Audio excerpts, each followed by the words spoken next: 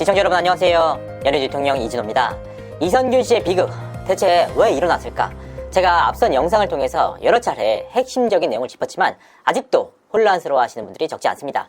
사실 저 역시 취재를 하는 과정에서 혼란스러웠던 적이 한두 번이 아닙니다. 이번 사태가 그만큼 복잡다단하고 여러 명들의 인물들이 개입이 돼 있다. 하지만 저는 4일 취재를 통해서 그간 풀리지 않았던 미스터리를 모두 파악할 수가 있었습니다. 그래서 대체 왜 이런 일이 벌어졌고 누가 어떻게 관여돼 있는지 오늘 방송을 통해서 시간 순서대로 명확하게 전달하고자 합니다. 9월 초 해킹범 최초 협박 시작. 유흥업소 실장인 김남희 씨는 9월 초 익명의 해킹범으로부터 협박을 받게 됩니다. 아이디는 네냄딘이었습니다. 김남희의 마약 투약 사실을 모두 밝히겠다. 이성균과의 관계를 모두 폭로하겠다. 그러니까 협박범의 목적은 돈이었습니다. 그리고 협박범이 최초로 요구한 금액은 1억 원이 맞았습니다. 김남희 씨는 처음엔 대수롭지 않게 여겼습니다. 하지만 이후 이 해킹범이 실제 자신의 목소리가 담긴 녹취 파일 2개를 전달해오자 그제서야 사태의 심각성을 느꼈습니다. 사실 김남희는 최초 해킹범의 유력한 용의자로 방송인 정모 씨를 지목했습니다. 그녀와 함께 마약을 투약했기 때문인데요. 하지만 이때까지만 하더라도 김남희 씨는 이 사실을 이선균 측에 알리지 않았습니다. 김남희가 이 협박 사실을 알린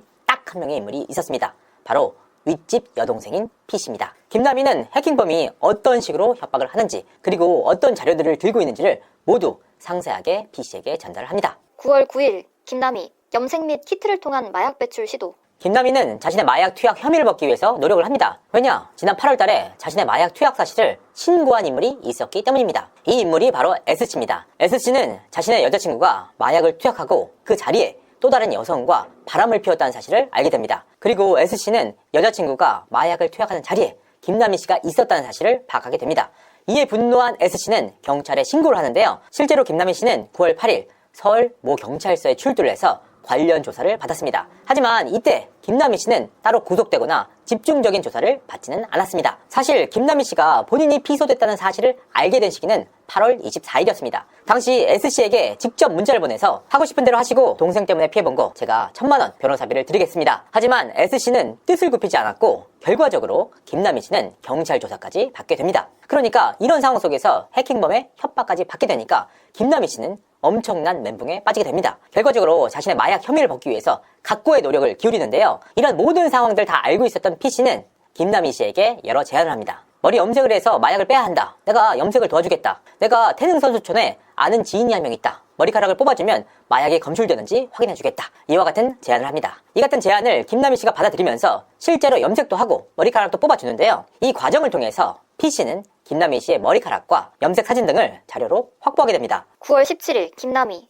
이성균 측의 협박 피해 사실 고지. 해킹범의 계속된 협박에 못 이겨서 김남희 씨는 결국 이선균 측에 관련 사실을 고지하게 됩니다. 그리고 이 과정에서 해킹범이 3억 원을 요구하고 있다라고 밝혔습니다. 여기서 김남희 씨의 주장에 모순이 하나 생기는데요. 애초에 해킹범이 요구한 금액은 1억 원이었습니다. 하지만 김남희 씨는 3억 원을 받았고 나머지 2억 원은 도피 자금으로 쓸 목적이었다라고 주장을 했습니다. 그러니까 결과적으로 이 내용을 이선균 측에게 고지를 했냐 안 했느냐가 굉장히 중요한 사실입니다. 하지만 추가적으로 확인을 해본 결과 김남희는 이선균 측에게 그 어떠한 고지도 하지 않았다고 합니다. 그러니까 애초에 요구한 협박범의 1억을 3억 원으로 부풀려서 받았다. 9월 22일 이성균 측으로부터 3억 수령. 김남희는 결국 이선균 측으로부터 3억 원의 거액을 수령하게 됩니다. 이선균 측의 절친인 강모 씨가 이와 같은 거액을 김남희 씨에게 전달을 하는데요. 이 과정에서 김남희 씨는 각서를 하나 쓰게 됩니다. 향후 어떤 형태의 문제도 제기하지 않으며 추가 금원을 요구하지 않는다. 관련자들에게 일체 접촉과 연락을 하지 않고 그 어떠한 내용도 외부에 누설하지 않는다. 위 내용을 보장하며 위반 시 민형사상의 책임을 진다. 9월 22일 김남희 씨의 가장 큰 문제 2가지가 있습니다. 먼저 첫 번째, 김남희 씨는 아이폰을 쓰고 있었습니다. 그럼에도 불구하고 녹취를 진행을 했습니다. 어떻게 했느냐? 김남희 씨에게는 2개의 아이폰이 있었습니다. 그래서 상대방과 대화를 할 때마다 또 다른 아이폰을 켜서 관련 핸드폰에 녹취를 진행했던 것인데요. 김남희 씨의 평소 스타일 자체가 이와 같은 대화들을 모두 녹취해놓고 있는 스타일이었다. 두 번째는 본인이 3억 원을 수령했다는 내용을 P씨에게 모두 얘기를 했다는 겁니다. 지금에야 해킹범이 P씨와 동일 인물이라고 확인이 됐지만 이 당시까지만 하더라도 김남희 씨는 꿈에서도 P씨가 해킹범이라고 생각지 못했습니다. 하지만 불행하게도 김남희 씨는 P씨에게 이 같은 내용 전부를 얘기를 했습니다. 9월 23일 김남희의 잠수.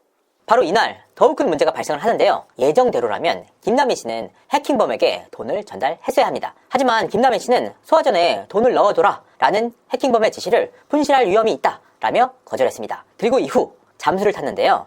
그러니까 해킹범이 느끼기에는 소위 말하는 먹튀 상황이 발생을 한 겁니다. 김남희 씨는 이후 PC뿐만 아니라 해킹범의 연락도 받지 않고 잠수를 탑니다. 그렇다면 왜 사라졌을까? 사실 김남희 씨는 해킹범이 자신을 계속해서 협박한 이후에 신변의 위협을 느껴서 윗집 PC의 집으로 피신을 하게 됩니다. 이 과정에서 김남희 씨는 PC의 다이어리를 확보하게 된 것인데요. PC의 다이어리에는 김남희 씨의 아이디와 비밀번호가 모두 적혀 있었습니다. 그리고 추가적으로 PC가 자신의 아이디와 비밀번호를 적은 그 다이어리를 찍어 놓은 사진첩을 PC의 핸드폰에서 확인할 수가 있었습니다. 이 순간이 바로 김남희 씨가 최초로 해킹범이 PC일 수 있다라는 판단을 하게 된 시기였습니다. 하지만 이 같은 사실을 PC에게 고지하지는 않았다고 합니다. 9월 24일 PC가 김남희의 어머니에게 전화.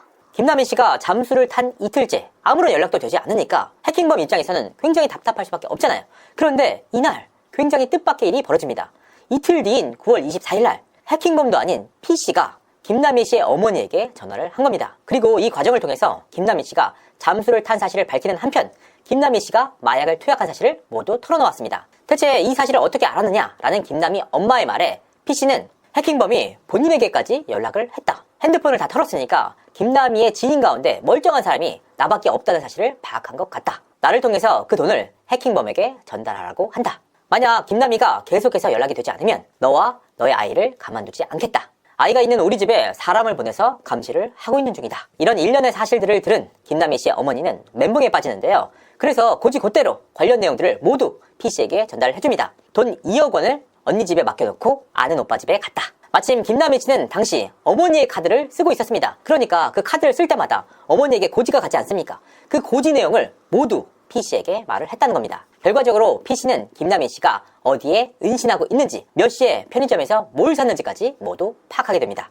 10월 2일 김남희 해킹범과 재접선. PC와 김남희 어머니의 통화 이후 의아한 일이 한 가지 더 벌어집니다. 해킹범이 김남희의 동선을 모두 파악하게 된 겁니다. 그러니까 PC와 해킹범이 동일한 인물이다 라는 의미이기도 합니다. 그런데 김남희 입장에서는 이 같은 내용을 알 리가 없잖아요. 그렇기 때문에 해킹범이 실제로 자신의 핸드폰을 모두 털었고 자신의 일거수일투족을 모두 감시하고 있다 라고 판단을 하게 됩니다. 계속된 협박에 김남희 씨는 다시 한번 해킹범과 접선을 하게 됩니다. 해킹범의 지시는 간단했습니다. 인천 모처로 와서 돈을 전달해라. 하지만 김남희 씨는 당시 홀로 가지 않고 아는 오빠와 함께 현장에 갑니다. 그래서 해킹범은 신원을 알 수 없는 남자와 함께 왔다는 이유로 현장에 나타나지 않았습니다. 그런데 이 과정에서 해킹범은 너의 지인인 PC에게 돈을 전달해라 라고 말을 합니다. 이 일련의 과정 속에서 김남희 씨는 해킹범이 PC라고 판단을 하게 됩니다. 하지만 이와 같은 사실을 PC에게 알리진 않았습니다. 10월 4일 해킹범 2억 요구 및 커밍아웃. 해킹범이 결과적으로 10월 2일 날 돈을 전달받지 못하지 않았습니까? 그래서 추가적으로 김남희에게 너가 3억을 받은 거 다 안다. 2억을 내놔라 라고 얘기를 합니다. 이때 당시 김남희의 확신은 다시 한번 굳어졌습니다. 김남희가 돈을 받았다는 사실은 단 3명만이 알고 있었습니다. 가족들과 PC밖에 몰랐던 것인데요. 김남희는 자신의 가족들에게도 자신이 2억밖에 받지 않았다고 밝혔습니다. 그리고 3억을 받았다는 사실을 유일하게 아는 인물은 PC였습니다. 그러니까 그 어떤 인물에게도 말하지 않았던 3억 원이라는 얘기를 해킹범이 얘기를 했다. 이 과정을 통해서 김남희 씨는 곧바로 앞서 PC의 집에서 찍었던 다이어리 사진을 PC에게 전송합니다. 사실상 해킹범이 PC인 줄 안다라는 의미였습니다. 그런데 여기서 결정적인 문제 한 가지가 더 발생을 합니다. 만약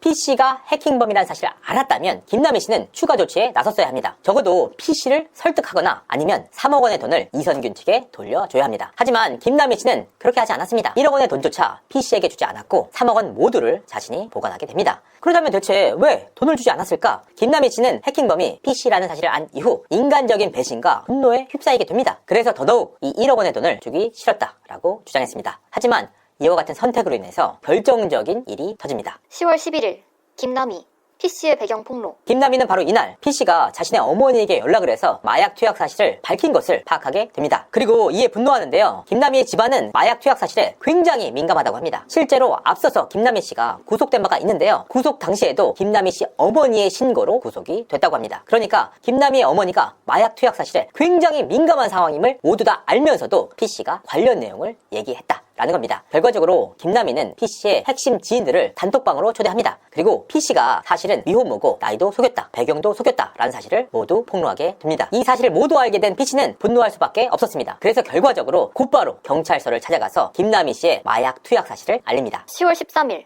P씨 이선균 측에 2억 원 요구. 해킹범 입장에서는 아무것도 얻지 못하지 않았습니까? 그런데 사실 관련 자료들을 모두 확보하고 있는 상태였습니다. 협박을 시작했는데 아무것도 받지 못하게 된 상황. 그래서 협박범은 다시 한번 행동에 나섭니다. 이선균 측에 연락을 해서 2억 원을 달라, 안 그러면 모든 자료를 폭로하겠다 라고 문자를 보냅니다. 이 과정을 통해서 애초에 요구한 금액이 1억 원이었는데 김남희가 3억을 받았다 라는 사실을 이선균 측에 전달을 합니다. 물론 P씨는 당시 정체를 드러내지 않았습니다. 내는 띵과 비빔면이라는 아이디를 번갈아 쓰면서 이선균 측 관계자에게 형님 혹은 야 이 자식들아 와 같은 호칭을 쓰면서 자신이 남성처럼 연기를 했습니다. 10월 16일 P씨 경찰에 자료 제출. P씨는 이미 11일 날 경찰서를 찾아가서 김남희의 마약 투약 사실을 알립니다. 그런데 이때 관련 자료들을 가져가지 않았던 모양입니다. 그래서 16일 날 다시 한번 참고인 자격으로 경찰에 출두를 합니다. 이 참고인 자격으로 경찰에 출두한다는 말이 무슨 뜻이냐? 경찰과 그 시기를 조율했다라는 의미입니다. 그러니까 첫 번째로 경찰서에 간 게 아니다. 이 과정에서 P씨는 김남희의 머리카락과 염색 사진을 모두 경찰에 제출합니다. 결국 김남희 씨가 구속됐는데 결정적인 역할을 했던 자료들입니다. 10월 17일 P씨 5천만 원 딜. 해킹범은 지속적으로 이선균 측에 돈을 요구했고 결과적으로 그 2억 원이라는 금액은 깎고 깎아서 다운이 됐습니다. 그 5천만 원을 전달하기로 한 날이 바로 이날인데요. 그런데 의아한 일이 한 가지 더 벌어졌습니다. 이 금액 수령 현장에 나온 인물이 바로 P씨였다는 겁니다. 의아해하는 이선균 측에 P씨는 해킹범이 나에게 직접 가서 돈을 받아오라고 했다라고 주장을 했습니다. 10월 18일 김남희 구속. 김남희의 머리카락과 염색 사진 등을 경찰에 제출하지 않았습니까? 그리고 김남희 씨는 결과적으로 몸에서 마약 양성 반응이 나왔습니다. 이와 같은 혐의로 김남희가 구속되게 되는데요. 하지만 구속되기 전까지 김남희는 이 3억 원을 그 누구에게도 전달하지 않았습니다. 결과적으로 김남희에게는 이 3억 원에 대한 공갈 혐의가 적용될 예정입니다. 다만 김남희가 구속된 이후 첫 번째 조사는 18일이 아니라 19일 진행이 됐습니다. 이날 오전과 오후 두 차례 진행된 경찰 조서에서 김남희 씨는 이선균의 이름을 밝히지 않았습니다. 이는 피의자 신문 조서를 통해서 명확하게 확인되는 바입니다. 10월 19일 오후 5시 경기신문 단독기사. 그런데 여기서 다시 한번 의아한 일이 나옵니다. 김남희 씨가 이선균 씨의 이름을 밝히지 않았음에도 불구하고 19일 오후 5시에 경기신문을 통해서 톱스타 LC 마약 혐의 조사라는 기사가 나옵니다. 어떻게 이런 일이 가능했던 걸까? P씨가 참고인 조사를 받은 지 5일 만의 일입니다. 10월 20일 P씨 자료 추가 제출.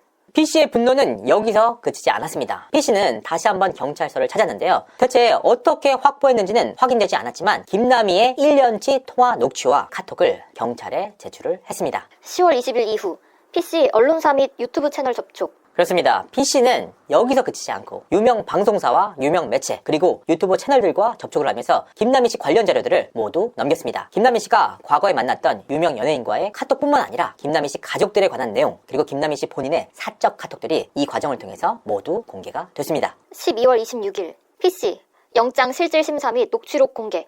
경찰은 조사를 통해서 이와 같은 일련의 과정들을 모두 파악하게 됩니다. 그래서 결과적으로 P씨에게 5천만 원 공갈 혐의를 적용해서 이날 영장 실질 심사를 진행하게 됩니다. P씨는 법원에 나오지 않았습니다. 사실 혐의가 굉장히 짙은 상황인데 P씨가 나오지 않을 경우 체포될 가능성이 무척이나 높습니다. 그런데 P씨는 법원에 나오지 않았고 그날 이선균 씨와 김남희 씨의 녹취 그리고 김남희 씨와 이선균 지인 강 씨의 녹취가 모두 공개가 됐습니다. 10월 27일 고인 사망. 사건을 취재하고 확인하는 과정에서 너무나도 큰 절망과 안타까움이 있었습니다. P씨의 협박으로 시작된 두 여성의 암투는 우리 사회에 너무나도 큰 비극을 낳았습니다. 그렇다면 경찰은 전혀 책임이 없느냐? 아닙니다. 김남희 씨가 이선균 씨의 이름을 밝히지 않은 시점인 10월 19일 경기신문발로 나온 톱스타 LC 마약 투약 혐의 기사가 대체 어떤 경로로 나오게 됐는지 철저하게 조사해야 합니다. 그 일로 인해서 이선균 씨의 실명이 공개됐고 각종 유튜브를 통해서 이선균 씨의 녹취 등이 공개가 됐습니다. 너무나도 안타까운 사안이 아닐 수가 없는데요. 더욱이 10월 27일 날 한 방송사를 통해서 나왔던 고인의 유서기사 역시 사실과 다른 것으로 파악되고 있습니다. 부디 이번 일로 인해서 고인의 명예가 다시 한번 훼손되지 않기를 바라는 마음입니다. 이상으로 이진호였습니다.